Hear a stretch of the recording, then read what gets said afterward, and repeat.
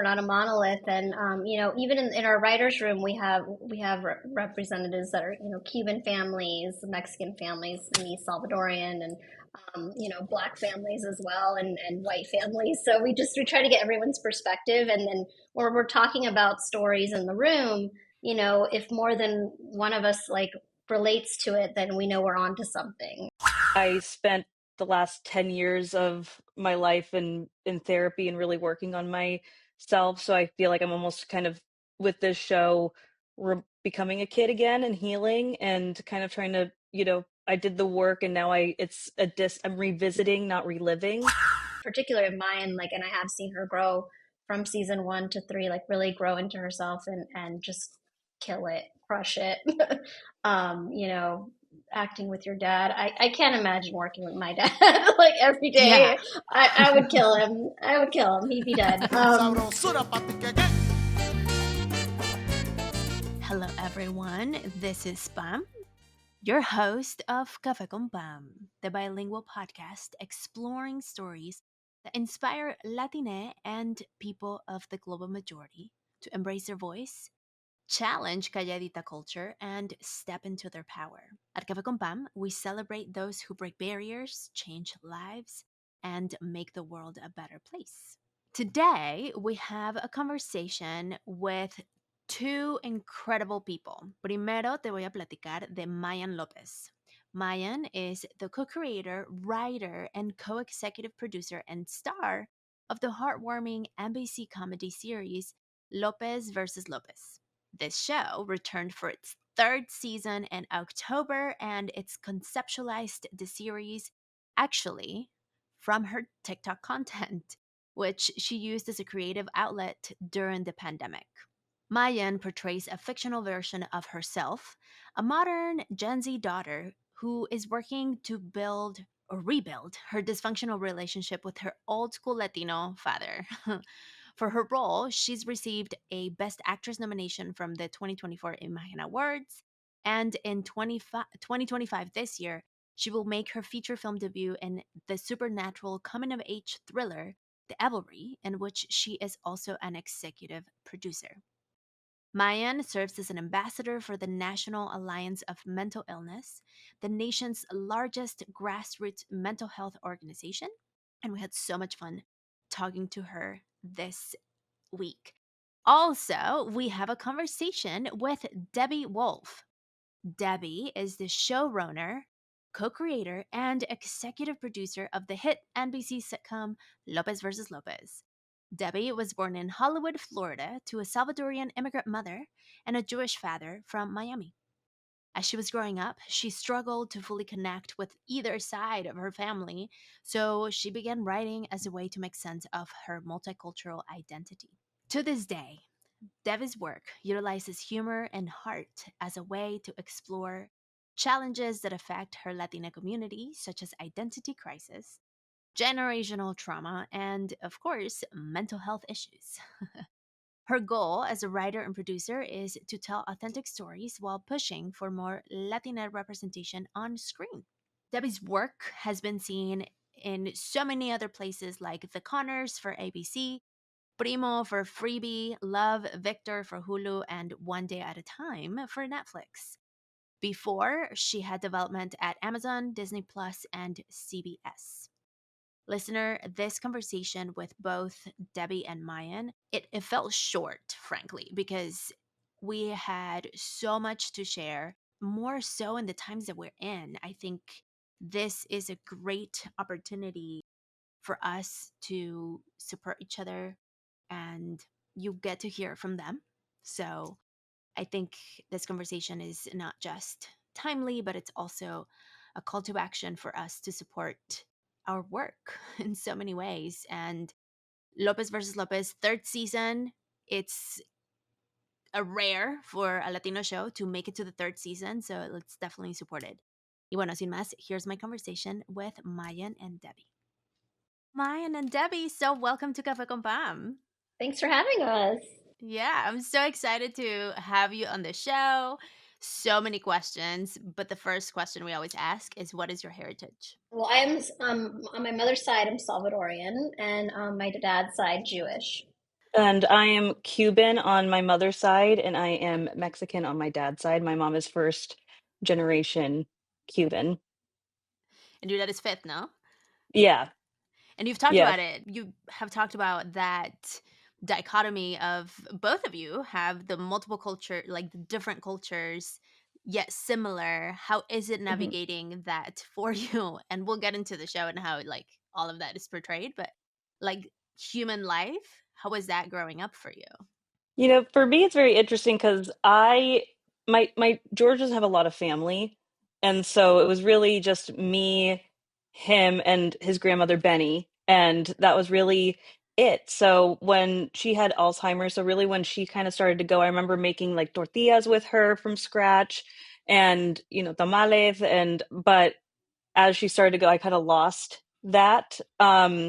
And I really spent more time with my mom. And my mom had my grandmother, her mother, and so I kind of was more introduced to the Cuban side of things, where even I think I'm like I like more Cuban food because I don't like spicy, but I don't know. So I'm like kind of re-educating, myself. But I went to Mexico City last year, and that's where I really felt like it kind of reignited.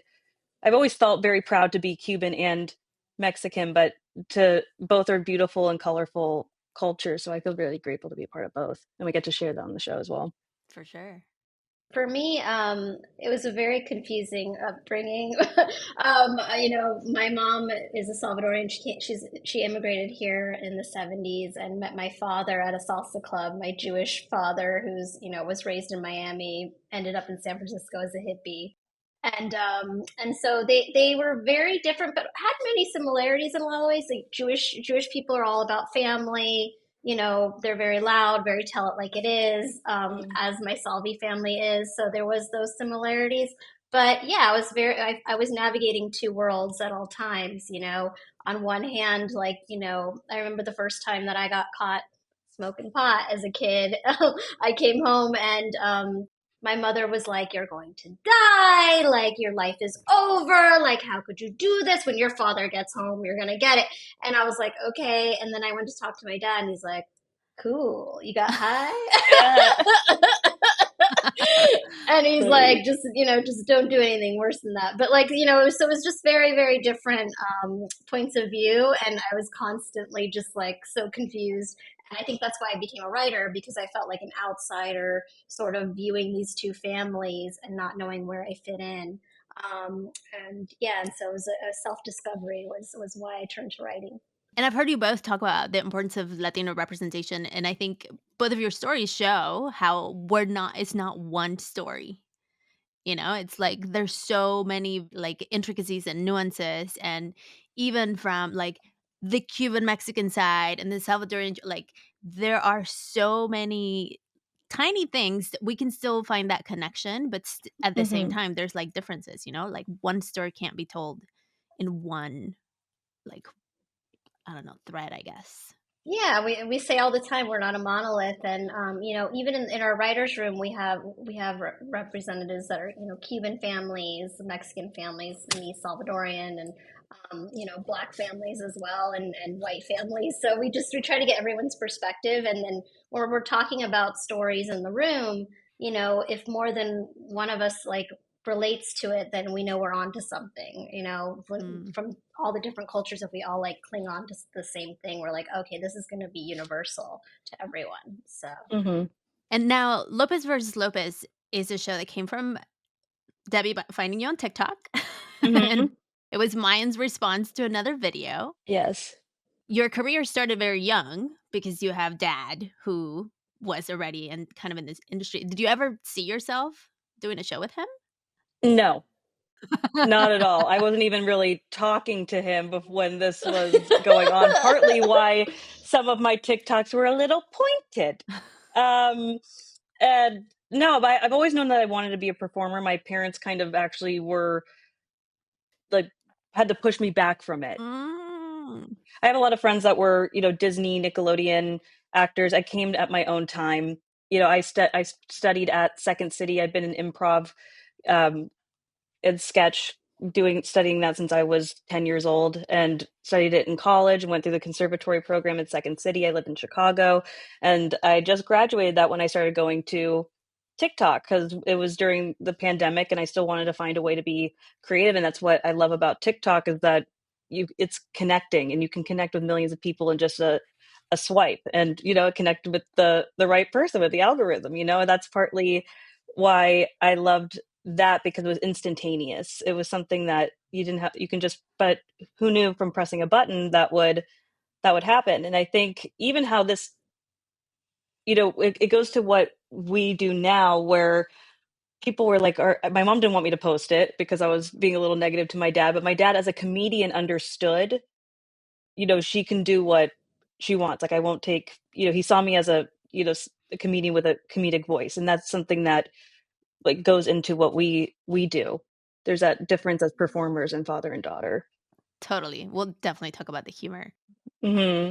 But you also you talk about you moved to Chicago. So did you want to do the Disney, like, kids, all that, like, being in it? I did, but I'm very grateful now that I had a childhood. I had to grow up very early anyway, when my parents got divorced when I was 15, and also my mom donated a kidney to my father almost 20 years ago this year, when I was 9 years old.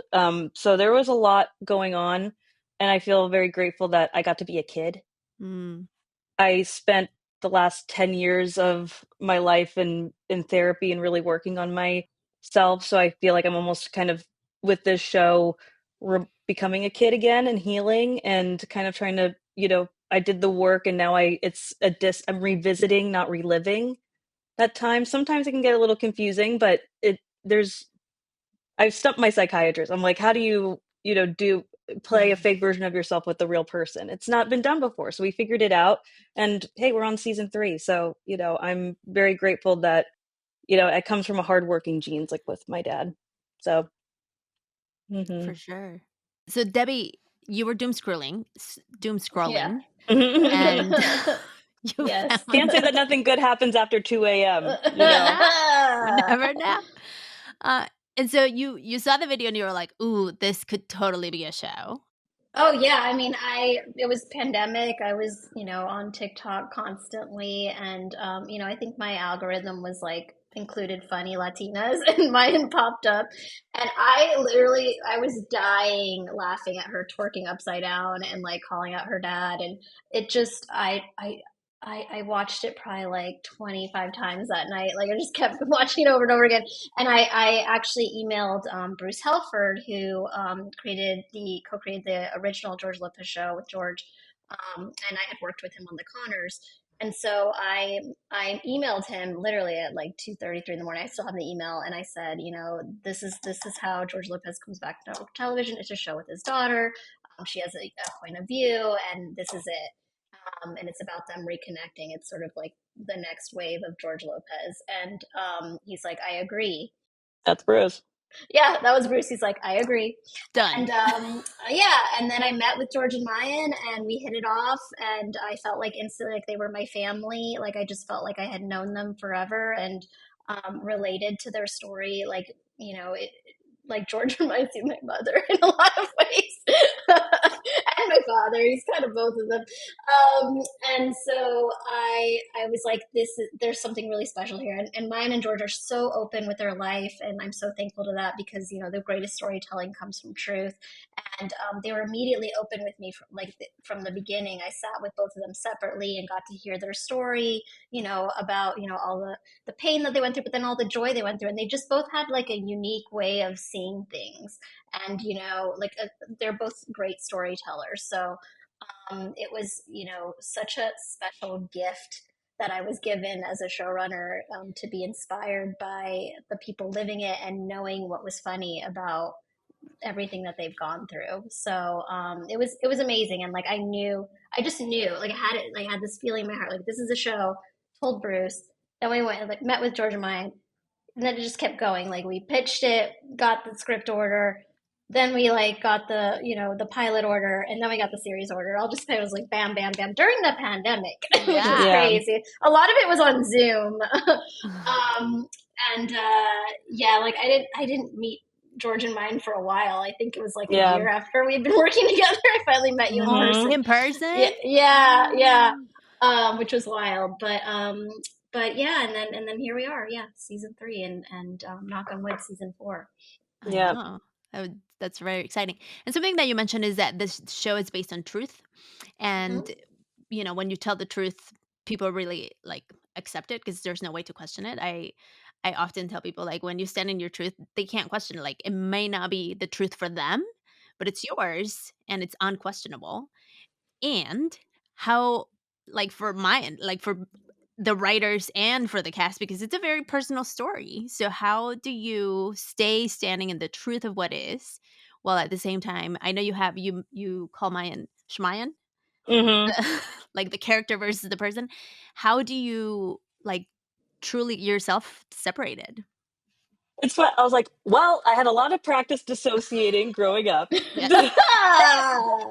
And I think, going into it's very funny that you go into, actors or comedians have like a darkness. And it's funny how my dad almost gave me that darkness. And now we both get to use our Yes. darkness together.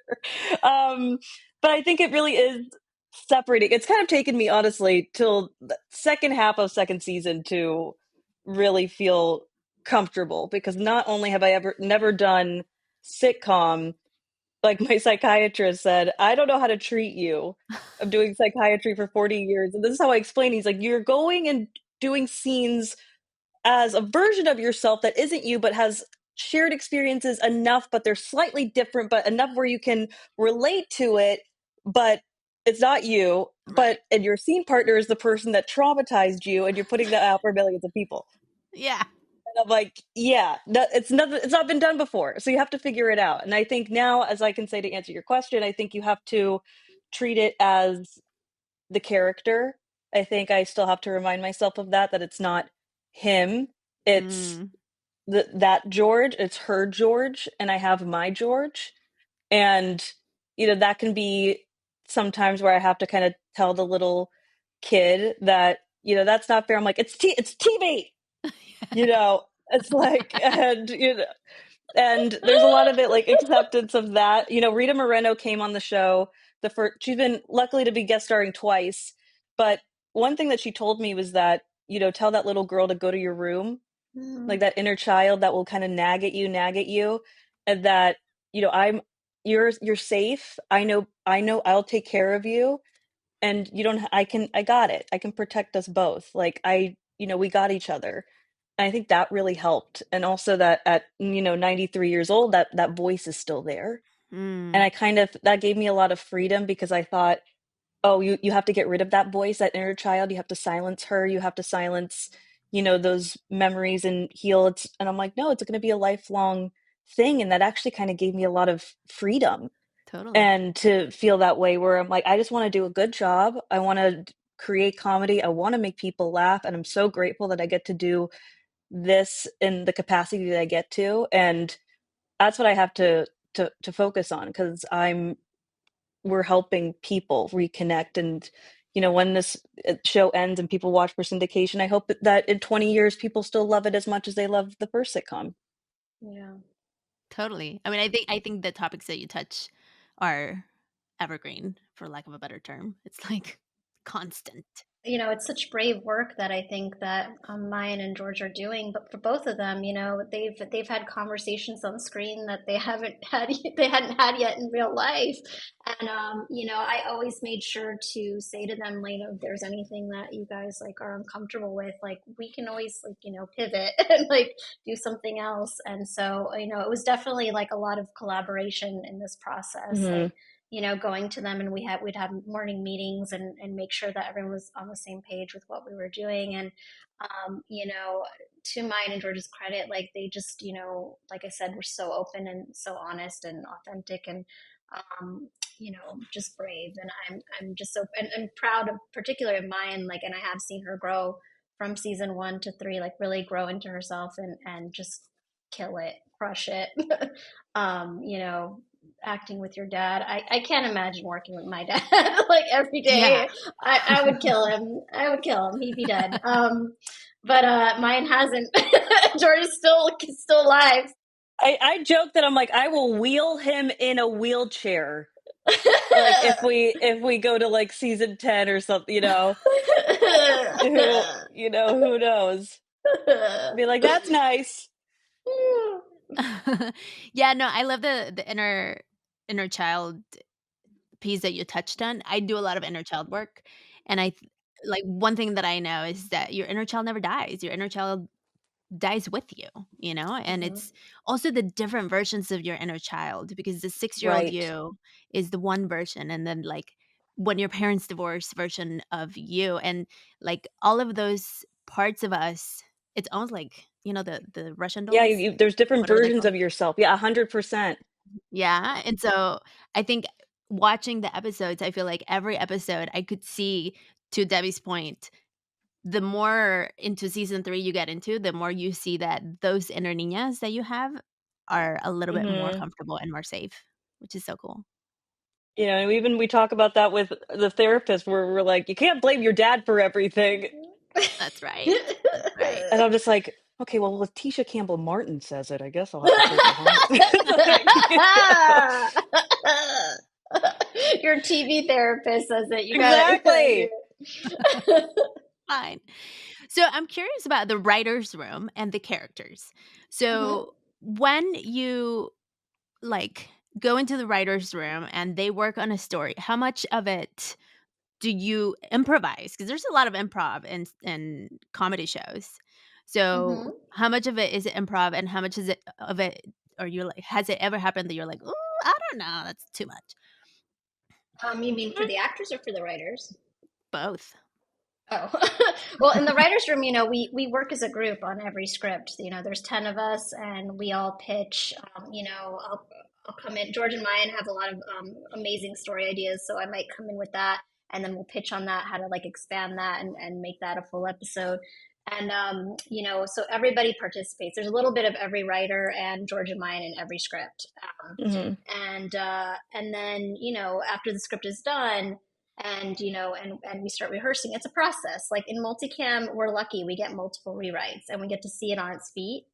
So we'll have the table read, where we hear the script out loud for the first time, and then we'll get notes, we'll rewrite it, and then we have a studio run through the next day where we get to see it on its feet for the first time, again like notes from studio, but then we'll have our own notes and actors might have notes, and then we go and rewrite it, and then we have the last run through, the network and studio run through, and so we get to, that's our last rewrite. So it is a process, so it's an evolving thing, and by the time we get to the shooting script, we've already like explored everything, I think.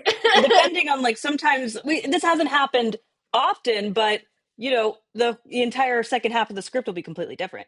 Yeah. It'll be or we're rehearsing and we find a moment that you could only find when you're acting it out, and then Hmm. that's so great that we'll have our script supervisor like write it down, send it to the send like send it upstairs, and that's so it's 2 floors of just a big collaboration. And that's what makes it like unique too, is that we've had such incredible directors that we're able to, we have so many people helping us around. Yeah, it's truly a collaborative process, and it's wonderful. Like it takes a village to make an episode of Multi, and we're just so grateful that we work with like we have Truly the best amazing people. cast. Yeah, we have amazing writers, amazing directors, and everybody gets their input to like make the best possible episode, and make sure that we're speaking the truth and that we're making people laugh, and that it feels right. We don't settle at Lopez versus No. Lopez. Like we are very like hard on ourselves. Like we work so hard, and we will rewrite. I'll keep my writers there late to make sure that we have a great scripts at the end of the day, because my mentor Bruce Helford, he always says like all that matters is what ends up on TV, because that's like what's going to exist forever out there. So make sure it's Hmm. good. So that's what we do. That's how we approach it. Totally. And Debbie, you in your questionnaire, you share a quote that one of your mentors said: "When you use your power, you've lost it." That was said by Bruce. So tell me more about it.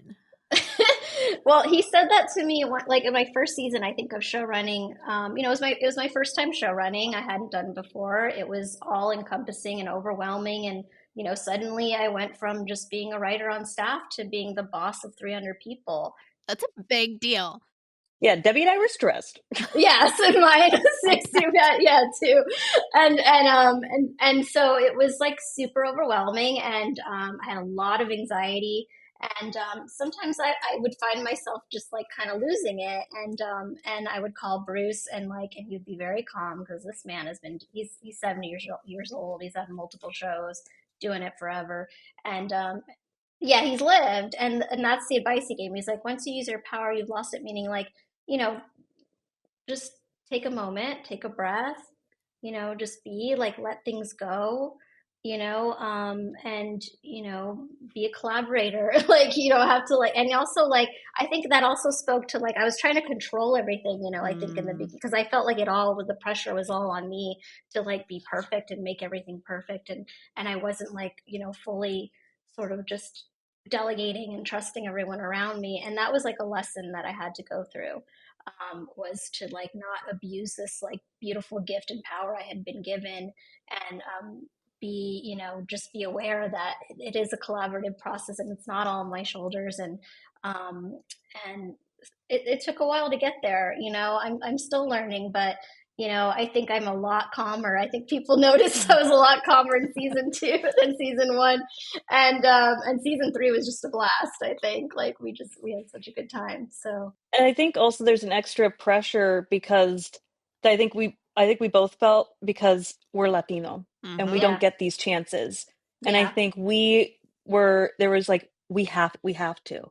Like there was no, we have to get it, because if we don't get chances like this on network television, like we get canceled after 2 seasons. That's why we got 3. It was like, oh my God, we broke the curse of having only 2 seasons, and what does that mean? And it was, you know we're still the only Latino show on television with a majority Latino cast.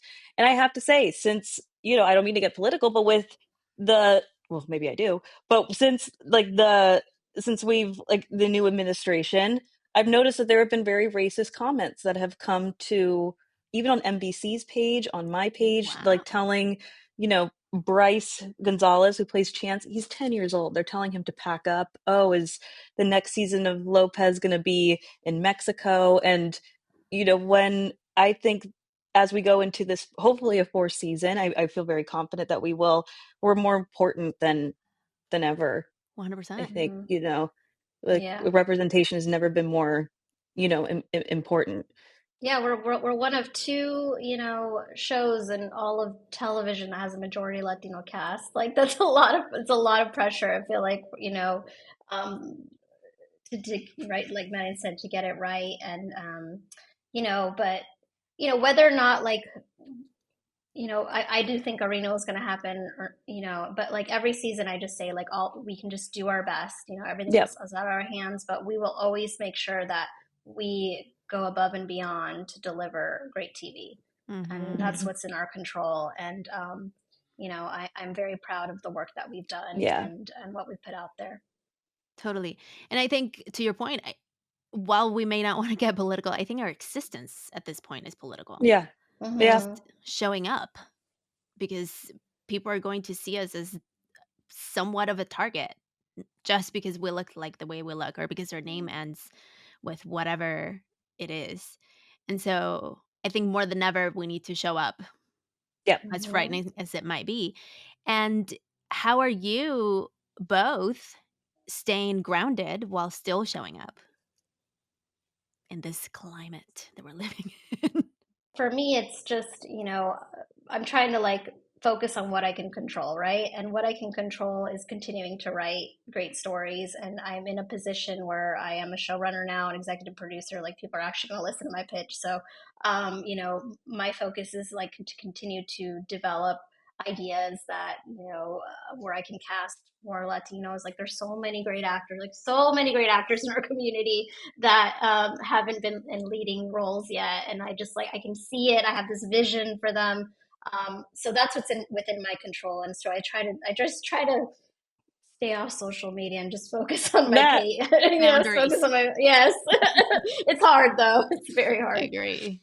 and like I think with it's I love there is a change in I call it like Latino Hollywood that we're really it's actually kind of taking a shape now. We have more events that we go to together, things that are centered around us. And I think that helps when it's not just in your lane, you have other voices that you Mm. can attach yourself to. And I think we have I think the Latin culture is very always, very connected and very, no matter where you are, um, that we all have that same string. Like, I like to say it's um like same grape different vine. It's the Mm-hmm. even the same issue, like you like family's family, just like our show. And I think just being able to, when it was voting, I was trying to speak out for Latino voters and trying to get those things. That's what I can do and try to raise awareness and do interviews or go and support Latino owned businesses. And just I don't take it for granted. I'll do as much as I can. And joining forces, we're only stronger together. So 100%. Now let's talk some data, yeah. because you talked about Latinos in Hollywood and how it's like wild, the numbers. So the US Latinos, just US Latinos, make almost 20% of the US population.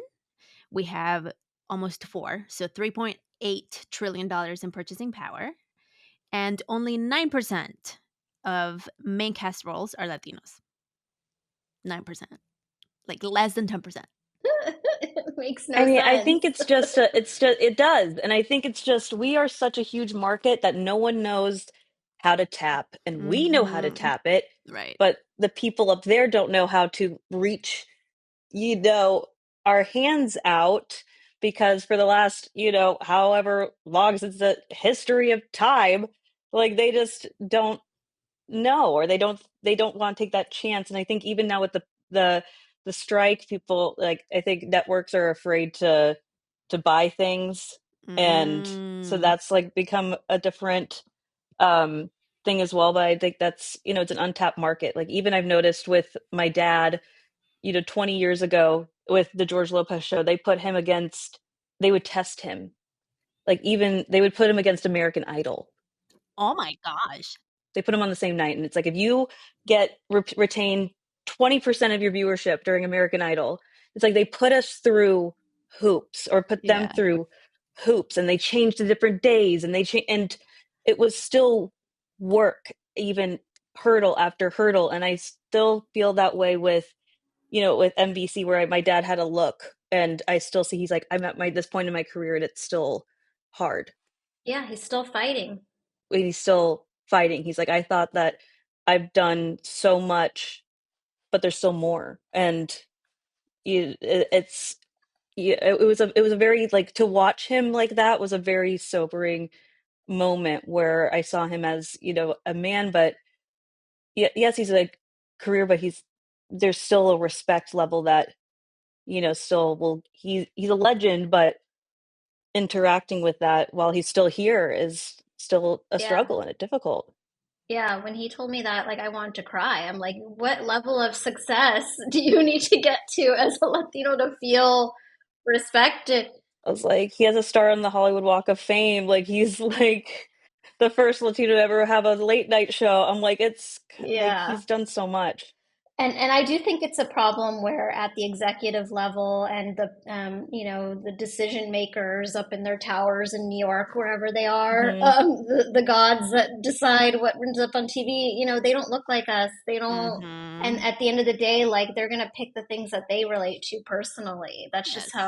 how things work. And so we really do need. I wish there was sort of an executive training program for Latinos, but now DEI is gone, so I don't know. Yeah. But but you see so few of them, in the executive level. Like, I think, like, in my career, like, I've been on thousands of meetings with development execs, and I've maybe like two of them were Latino. I mean, Yeah. it's just like If it's so lacking, and so we need people to. I'm hoping, that people aspire not just to be writers and directors and actors. That's all great, but like, what about executive? The executive route. We need you in those rooms, speaking up for us and getting us made. And so I think that that's a big problem. And I hope that it's changing.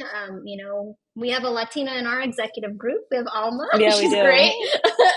She's great. And I want to see more Almas. I want to see a lot more of that to come. So The new head of NBC and Universal as a woman that I love, Perlina, but a Black woman, like yeah, running this huge conglomerate. Like that's something Yay.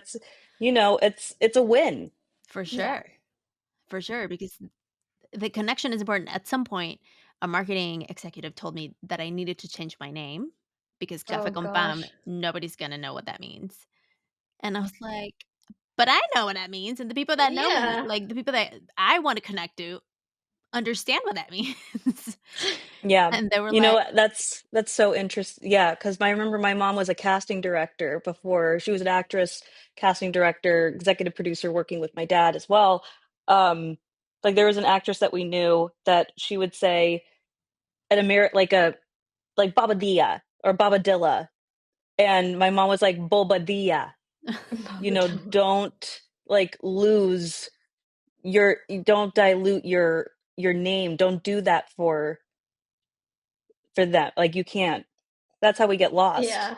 coffee with Pam. Just make it coffee with Pam. And I'm like, no. No. It should be It's like coffee with fine. Pam. It's Kathy con Pam. I'll You just know. straight up change it to English. Coffee with Pam. And I was like, it's gonna be a completely different show. Yeah. You know what's interesting, Pam, is like I've gotten the opposite of that too from the Latino community. Like only if there was like an accent on the end of that E. Like Debby Wolfe. Yeah. And I'm like, no, that's my name. Like I'm, it's the name given to me by my parents. Like my mom gave me that. She liked the name Debby, and there are Debbies in El Salvador. Like there Of are. course. And And I don't speak Spanish. And that's something that we did a whole episode about. And that's Mhm. actually one of the episodes that I get asked about the most. For It's a the big fellow no one. sabes, for the no fellow no sabes kids out there, is that I understand, but I have a learning disability, a processing delay, so I had trouble. I didn't speak till I was almost 3. I had trouble learning English, so they couldn't teach both, and it's a long story, but I'm really trying to learn it.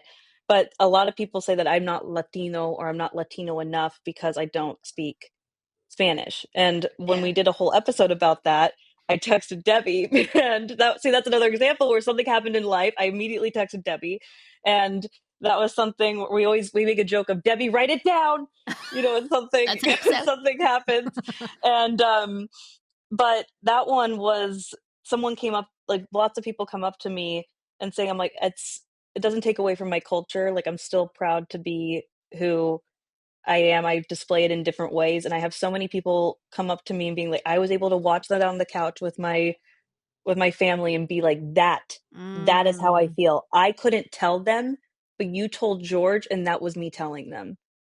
And that's something that's really beautiful. And that's also like with sitcoms in general. It's just about right. it's life. It captures moments in life, and we just happen to be a family that's Latino, and it's but that we also have things that are specific to us because we have to weave those into. And it's like you cannot speak French, you cannot there's others, just Yeah. insert language here. The little intricacies. And to bring it back to the humor piece, I'm from Mexico City. And I have friends that in conversation would just like throw jokes and then people are like, "Mm." And then like the ending of it is like, my trauma is my jokes, okay?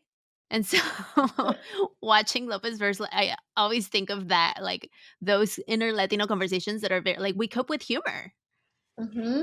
And so I feel like the show is just like the the mirror of a lot of our houses of how you make fun of each other and you like we cope with humor because we don't know other things. And I don't know if this is an episode or an interview with George when he's like, "Yeah, you're not depressed like to me." And I'm paraphrasing. I could be like totally missing it.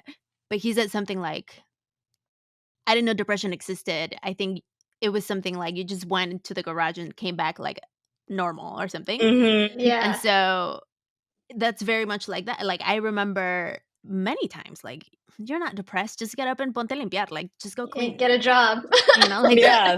but like, what do you mean you're sad? Just get off the couch, like. Hmm. And so, all of those little instances that are, people can connect with so much, and so I could totally see like episodes for days. Can't run out of Mhm. episodes.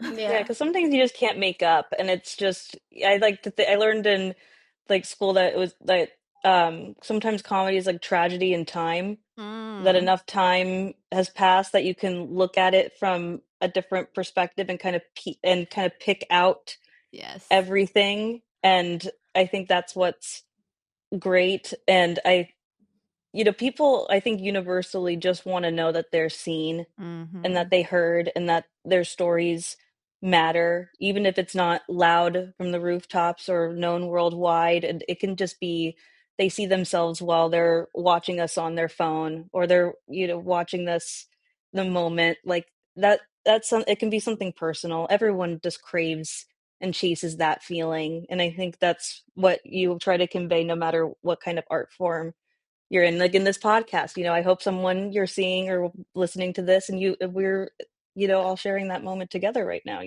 For sure. Yeah. We're having a little cafecito. Sabrosura patiqueque. We didn't have a Hmm. quick, like a full-on coffee break, but do you drink coffee? I do Love too. cafecito. What's your favorite form of brewing? It's like cold brew. Just kidding. It's like, I was gonna no, I do have my little cafecito cups. Like I do, Nice. that's like, because that kind of helped reminds me of, my grandmother making that for me sometime, even when I was a little kid. That was like me having like my little coffee. Now you have the Cuban and the Mexican side, and there's two different ways to drink coffee. One time I went to Miami, I had Cuban coffee, and then I didn't sleep for Strong. like a month. A cortadito, man. Yeah. That'll keep you up. I know. And then it was later explained that when you buy the cortado, it's to share. It's not for you to like drink. Hmm. And I was like, well, nobody took me to like how to drink a cortado school. Like nobody Right. And then the Mexican, like, and for me, it was like café con leche. So it was like less coffee, more milk.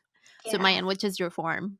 I have like a little I had to kind of grow into my taste of coffee, but I like the taste of it. I have like a little bit of milk and maybe but not even just sugar sometimes. Like I like the taste. Like I'll get it in like my like vanilla oat milk or something, or that's like Nice. Oh my gosh. I grew up, my mom from age 5, like, would make me coffee, ton of milk, and then 5 scoops of sugar. And I would have it with my cookies, with my with my pan dulce. Like she would go to the hmm get me my pan dulce. I always like the I like the cupcake ones. I don't know what you call those, but like they're like shaped like a cupcake, and it's like Oh, cornmeal. Those are so good. And that's what I would have. But now, and so I had to like eliminate the sugar from the coffee eventually yeah. as an adult because it was making me quite big.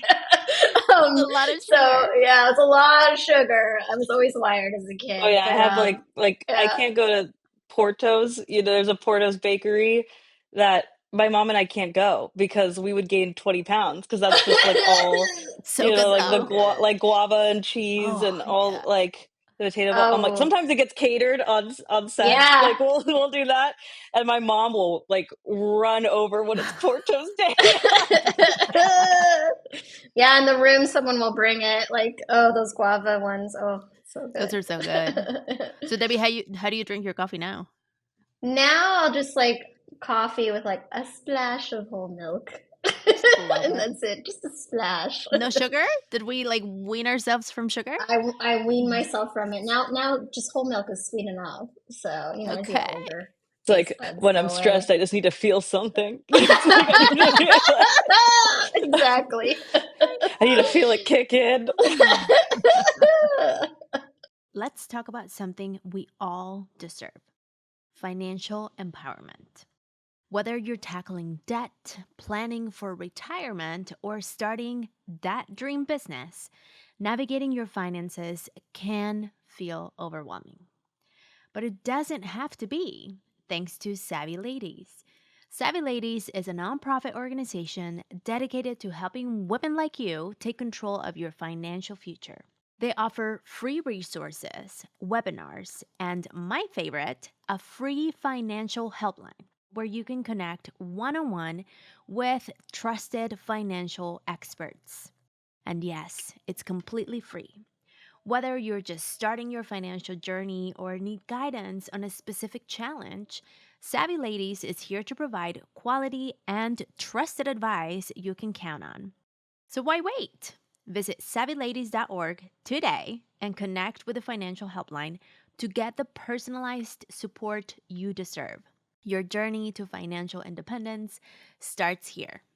That is savvyladies.org. Your path to financial freedom can start today. So, season 3 is out. Yes. Tell us where we can find it. We can watch it all of the places, which is like easy to find, but tell us nonetheless. So seasons 1 and 2 are streaming on Netflix, and you can watch all seasons 1, 2, and 3 on Peacock. Awesome. And season 3 should be coming to Netflix at some point. Yeah. And we still have 2 episodes left of season 3 airing live on NBC this Friday at 8:30, and then there's another episode next Friday. And these are our last 2 episodes, so hoping everyone tunes in for them because and they're juicy. They're very juicy. We have George's mom coming back into the picture, and she is not well. So we're tackling some very serious mental health issues in these 2 episodes, and something that was important, has always been important to us in our show. Like, I think it's a running thing that, mental health awareness is important to me and Mayan, and it's always been because we've been through, Lord knows, the amount of therapy we've been through, and we want to share it with the world, and open up those conversations in Latino homes where people are in denial or just sweep it under the rug. Like, I think it's like very important to have these conversations in our community. So important. I was talking to my mom about my grandmother, who is older, obviously, and she has been falling. And my mom recently started getting dizzy, and she's like, I wonder if that's why my mom has. And talking to my tia's like, yeah, she's drinking the same medicine that you were given for your dizziness. And I'm like, so she just doesn't tell people that she's dizzy. She just falls. Like, what? And to your point, it's like they don't talk about it. No. It's like, todo está bien. Like, we're fine. Oh no, my dad hurt himself on set. It actually ended up like almost breaking a rib, but he didn't tell anybody for the whole weekend. He did the live show, he did everything. And then I get called that there's an ambulance, and I even saw him, and I this is where I'm like, you have to trust your instincts. Like, I was like, he's fine. But I had something where I knew something was wrong. And so I kept trying to call him. He had like a liter of blood in his chest because, but he didn't say anything. He had to get a chest tube. It could have just been a chest tube and it would have been fine. But he had to be in the hospital for like 3 days. He had to get surgery. I'm just like, hello. Machismo. Like Latin men, machismo. Yeah. And then but I'm like, dang it, George. I'm like, wait. I was like, we've done episodes about this. I was like, we've acted this, George. Like, So I guess you don't always take work home with you. But you know what? Season 4, maybe we'll write something. Maybe he'll say when he's in pain. Yeah. Which I think it goes to show how, like, you both talk about your therapy journey and like even acting things out. There's still a lot of healing that we do. I tell people all the time, because I'm a coach outside of the show, and people often say, so how long is this going to take? And I'm like, well, it's more like, are you ready to get started? That's the question, because it's not how long is it going to take. It's like, once you open the door, then there's all this journey that it's just never ending. Yeah, it never ends.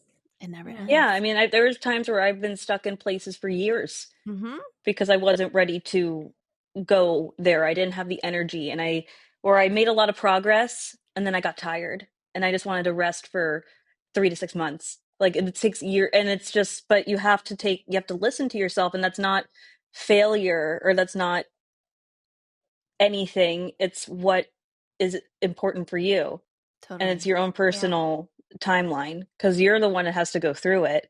You're the only person. And so you have to take care of that person. Like, I was always someone that I think I used to always kind of push myself over the finish line or through things. I would use my anger to fuel me, because look what my dad did this, and look what my dad did that. Or, you have to be perfect. You can't mess up. Like, especially during this show, a lot of people underestimated me. I had to prove it to myself as well. And, you have to be your biggest champion. You have to love yourself through it. And that is something that took me a very long time. But I was like, I had to thank the anger, because it served a purpose. You thank it, like, you for getting me here. You survived 100% of your worst days, and you can say that you can't say that you haven't gotten through it, because you have. You're here right now. So that's something that that helped me through a lot of it. Yeah. It's like, okay, do not, like, yeah, of course there's moments where you still, like, beat yourself up, or I could have done that better, or, da da da da. But you're like, no, hey, what you still did was great. Yep. Yeah. Anger is one of my favorite emotions. It's important. It's important. People try to avoid it. Such a catalyst. Yeah. You'll get sick if you avoid it. Totally. 100%. Yeah. The emotions are Oh yeah, stored in our the body keeps score. Mm-hmm. 100%. For sure. And I think, and the anger can take you so far, but it's going to be a point when your body's like, okay, now we need to grieve it and feel it Mm-hmm. and nurture it. And Yeah. Acceptance is like, you have to take care, because sometimes, you go into a relationship, and I know we talk about a lot of, reconciliation and, healing, but sometimes a lot of healing is that you realize that maybe some relationships are just not going to get better, mm-hmm. and they're just going to stay where they are. Mm-hmm. And that's also a grieving in itself, and a healing, that you have to stop trying, or you have to, I think I still have to talk to that kid, being, that your dad is who he is. I still, I've done 3 seasons of this, and I'm still, it never ends, but that's just its own thing, that's its own healing. Yeah. So, some advice I got from a friend's therapist actually was that you should just imagine that your parents were in a terrible accident and they'll never be the same. And like, if you frame it that way and treat them that way, then you'll accept them, because you'll just, like, how would you treat They someone did the after best they they were in a could. bad Yeah, exactly. 100%. You know what I do is I imagine my parents as kids, because I do inner child work, Yeah. right? So I imagine their inner child when they're like getting on my nerves. I'm like, ooh, Yeah. what if I'm talking to like the 8-year-old version of them? Yeah, Then that's I great. give like them a little bit more compassion, and to Mayan's point, acceptance that Yeah. they don't know what they didn't know. Yeah, you have to be gentle. Yeah, they didn't have the resources that we have now. And that's why you can do it. That's like, you do it, and that's different. And that's what, Mayan is doing. And she also wants to, try to give her dad. I said my dad. I'm like, her dad, my dad, Mayan. Separation. It's like, yes, that healing. If you can Yes, help, sometimes it's like not too far gone. You can try. So it's like, I just love our show. I love what we do. I think, now there's going to be a new addition to the family too. So how exciting! So we yeah, can hope for season 4. Yes, yes, we can hope for it. Let's manifest it. Let's say it's happening.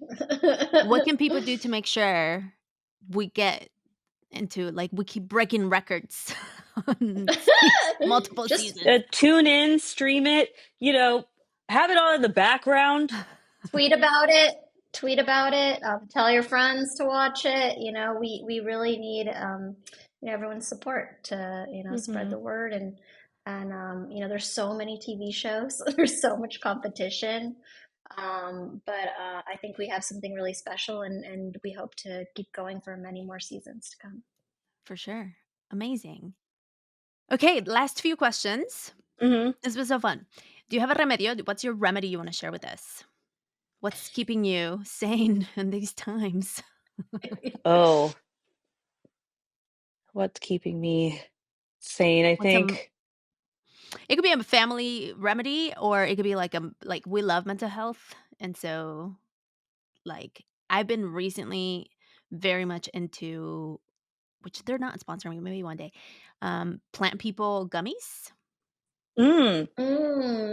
Those are good. So Yes. good. I love those. So I like chug. It's just two at a time, but 2 gummies for anxiety, and it's like, oh, so good. Yeah, I like my recess drinks. Those are good to just wind down. Yeah, if you don't want to drink, those are a good replacement. Magnesium on the feet. Yeah, magnesium is great. I'm trying to read instead of go on TikTok at night. A friend of mine told me that she started that practice, like read at night before you go to bed and maybe read in the morning instead of just hopping on your phone. So I'm trying Mm, to do that, and that's like much healthier, I think. I feel already feel better. I've only been doing it a few days, but Yeah, I've actually been like, organizing my house or trying to do those things that I put off because I feel like I'm trying to do something that I can control. But also, we're in California with the wildfires and so many people. Like I've been volunteering, and I yeah. think that's honestly been helping me because it's doing something outside of myself, and Mm, that's something that's been helping. But also this time with loved ones, I think that I've been seeing friends more, and I think just having people you're comfortable with that you don't necessarily have to say anything, but you can just be mm. with each other. I think really that's really important. And also my dogs. I love my dogs. So they are Dogs are the best. same. Yes, animal therapy is same. 100%. Yeah, Totally. a good skincare routine at night. It's a good way to Yeah, wind self-care down. 100%. Yeah, Totally. I've been using oil of Olay since I was 5, so I just bought a big bottle recently. Nice. Oh, you're still Just for faithful? it's still faithful. I It love works. it. It They say that's Mhm. the secret of like the Latina face youth. is. Yeah, my mom looks great, man. She's 78 and does not look it. There we go. We can blame the lotion and good genes, Hmm. obviously. Yeah, and good genes.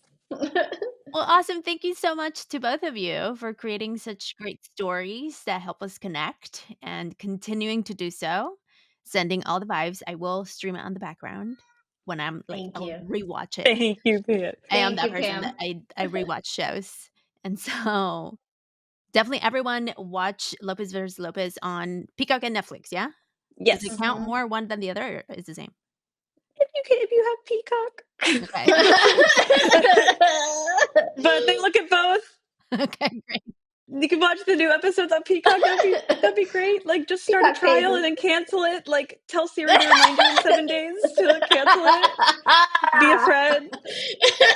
And Besitos. Like, yes, there's also a new streaming platform that they can use through the library, and they can still watch shows. Oh, really? I oh. Yeah, didn't know that. That's a yeah, good tip. I might be I have to do a little bit more research, but I saw that recently and I'm like, "What?" Head to your local library. People don't go to Mhm, libraries enough anymore. all the time. The libraries are a great resource. That's Yeah, a great I way love to the support library. shows. I was like, I made it. If I made it to the library, I made it. There we go. I'll watch the show from the library, screenshot, and tag you. New career, like, thing checked off.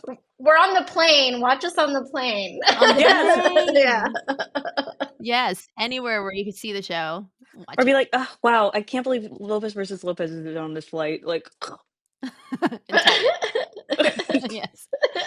Awesome. Well, thank you so much for coming to Cafe con Pam. Thank you, Pam. thank you, Appreciate Pam, you. so much. Okay, listeners, that was the conversation.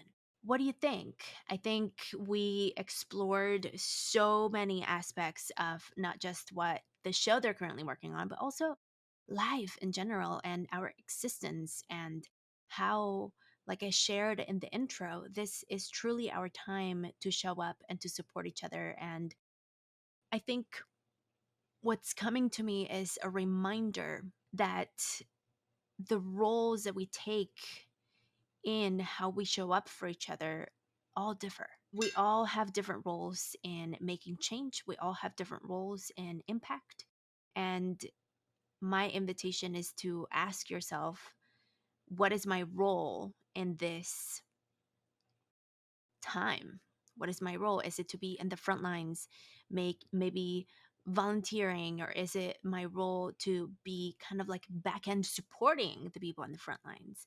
And I think this is coming to me because I see a lot of us trying to pull ourselves in so many different directions, and there's so many of us. We can divide and split and relegate all the things that need to be done without feeling such responsibility to do everything ourselves. And this is where conversations, where storytelling, where all of our work is now coming into like such a need for it to be seen, for it to be supported, have a platform to continue to show up. And so definitely go watch Lopez versus Lopez season number 3. Watch all the seasons. Like Mayan said, watch it in the background. It's a great show to kind of like watch in the background. It's a great show to watch, and then once you watch it, you can rewatch it in the background, which is what I've done, because that is a way to show up and support. Y bueno, thank you so much for being here. Now, my other call to action is to invite you to support the show different ways. The easiest way is to drop a review, drop some stars in whatever platform you're listening in. If you're listening on an Apple podcast, it helps a ton to share your thoughts. What did you think before you listen to the show? What did you think after you listen to the show? There are also algorithms that not promote, but recommend podcasts to people depending on what they listen to. And so if you listen to Café con Pam, it's a free way to support is by dropping a review or just dropping some stars on the show so that it gets recommended to other people that share similar interests to yours. If you're on YouTube, you can subscribe, hit the bell, share it with someone you love, drop a comment, and let us know what you think about this episode and others. Keep coming back to tune in. Check out our work, cafeconpam.com. That's where you can find all of the things that I do besides asking questions for a living. I ask questions for a living, which is amazing. And we can also work together. And you can find that out inside Café con Pam. Thank you so much for being here today. I don't take your time for granted. I really appreciate you lending me your ears, whether it's through driving, when you're limpiando, or, whenever. Thank you. Screenshot, tag us at Café con Pan Podcast on all the socials. Y como siempre, stay shining. Sabrosura pa' ti que